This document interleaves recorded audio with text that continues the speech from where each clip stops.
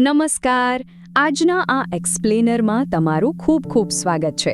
આજે આપણે વિજ્ઞાનના એક એવા ટોપિકની વાત કરવાના છીએ જે 8મા ધોરણના ક્લાસરૂમથી લઈને જીપીએસસી જેવી સ્પર્ધાત્મક પરીક્ષાઓ સુધી તમારો પીછો નથી છોડવાનો. વિષય છે બળ અને દબાણ, એટલે કે ફોર્સ એન્ડ પ્રેશર.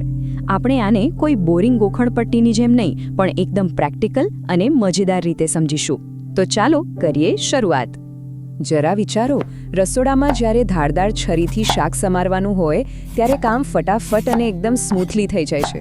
પણ જો છરી બુઠ્ઠી હોય તો ભાઈ પરસેવો છૂટી જાય, બરાબર ને? આવું કેમ થાય છે? આ કોઈ મેજિક નથી, પણ પ્યોર સાયન્સ છે. અને આજના આ સેશનમાં આપણે એક જાસૂસની જેમ આ અદૃશ્ય વૈજ્ઞાનિક નિયમોનું રહસ્ય સોલ્વ કરવાના છે. આજના આ સેશનમાં આપણે 5 મેઇન પોઈન્ટ્સ કવર કરીશું.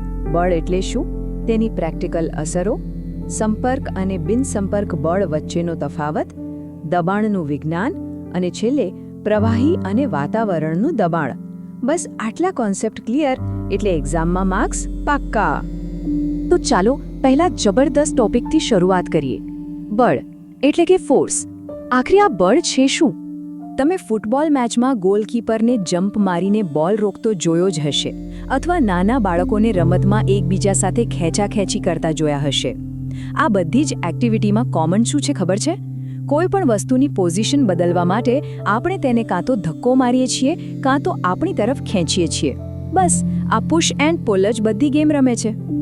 હવે એક્ઝામમાં જો આ પ્રશ્ન પૂછાય તો આની પ્રોપર ડેફિનેશન તો યાદ રાખવી જ પડે. વિજ્ઞાનની ભાષામાં એકદમ સિમ્પલ છે. પદાર્થ પર લાગતા ધક્કા કે ખેંચાણને બળ અથવા ફોર્સ કહેવાય છે.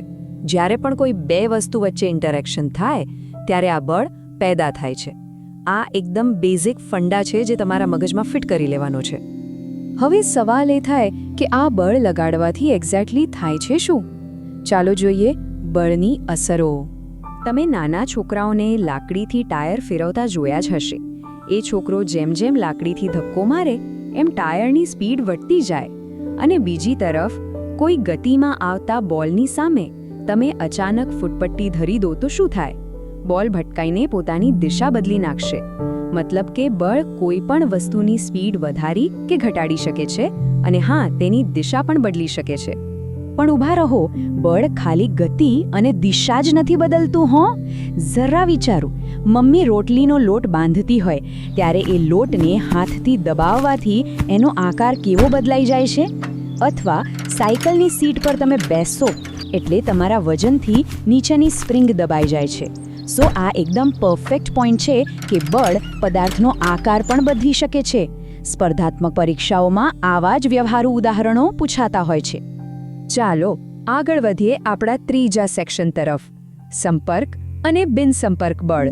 આ ટોપિક સમજવામાં બહુ જ આસાન છે અને માર્ક્સ કવર કરવા માટે બેસ્ટ છે. જો બળના મુખ્ય 2 પ્રકાર હોય છે. એક જેમાં ટચ થવું જરૂરી છે, અને બીજું જેમાં ટચ થયા વગર જ જાદુ થઈ જાય. સંપર્ક બળમાં આવે છે આપણો સ્નાયુ બળ, એટલે કે મસ્ક્યુલર ફોર્સ, અને ઘર્ષણ બળ. જ્યારે બિનસંપર્ક બળમાં આવે છે ચુંબકીય બળ, સ્થિત વિદ્યુત બળ, અને હા, આપણું જાણીતું ગુરુત્વાકર્ષણ બળ. ટેબલ જોઈને આ ટર્મ્સ નોટબુકમાં લખી લેજો. ચાલો એક સિમ્પલ ઉદાહરણ લઈએ. બળદગાડું ચલાવવું હોય તો બળદે ગાડા સાથે જોડાયેલા રહેવું પડે, રાઈટ? એમના શરીરના સ્નાયુઓ સીધો ભૌતિક સંપર્ક કરીને બળ લગાવે છે, એટલે આને સ્નાયુ બળ કહેવાય. કોઈ પણ વસ્તુ ઉપાડવી હોય તો તમારે એને પકડવી જ પડે. આમાં કોન્ટેક્ટ હોવો ફરજિયાત છે, એટલે જ આ સંપર્ક બળ છે. પણ હવે જરા બિનસંપર્ક બળની તાકાત જુઓ.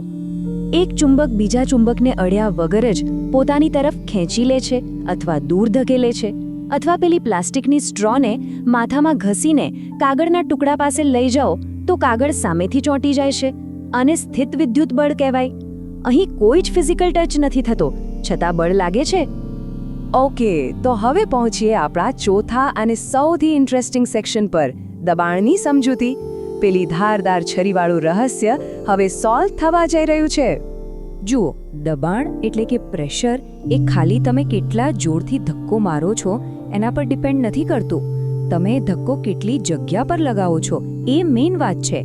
ટેક્સ્ટબુકની ભાષામાં કહીએ તો એકમ ક્ષેત્રફળ દીઠ લાગતા બળને દબાણ કહે છે. વિજ્ઞાનનું આ સુવર્ણ સૂત્ર એકદમ ગોખી જ મારજો. P = F/A એટલે કે pressure = force divided by area.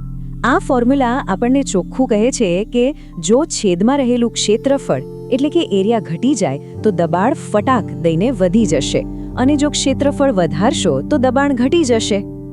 આ ફોર્મ્યુલાને હવે રિયલ લાઈફમાં લગાવીએ. ખીલીનો નીચેનો ભાગ એકદમ અણીદાર હોય છે.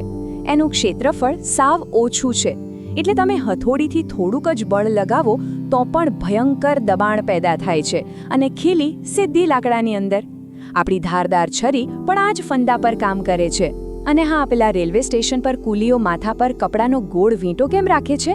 કારણ કે એમ કરવાથી માથા પર વજન લાગવાનો એરિયા વધી જાય છે અને પરિણામે માથા પર આવતું દબાણ ઓછું થઈ જાય છે. છે ને ગજબનું સાયન્સ?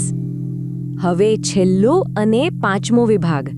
આપણે ઘન પદાર્થોની વાત તો કરી લીધી, પણ શું પ્રવાહી અને આસપાસની હવા પણ દબાણ કરે છે ખરા? તો એનો જવાબ છે બિલકુલ. આ પ્રેક્ટિકલ જુઓ. એક કાચની નળીના નીચેના છેડે રબરની શીટ બાંધીને તેમાં પાણી ભરો. તમે જોશો કે રબરની શીટ નીચેથી ફૂલી જશે. જેમ જેમ પાણી વધશે એમ એ વધારે ફૂલશે. મતલબ કે પ્રવાહી જે વાસણમાં ભર્યું હોય તેના તળિયે અને દિવાલો પર તે જોરદાર દબાણ કરે છે.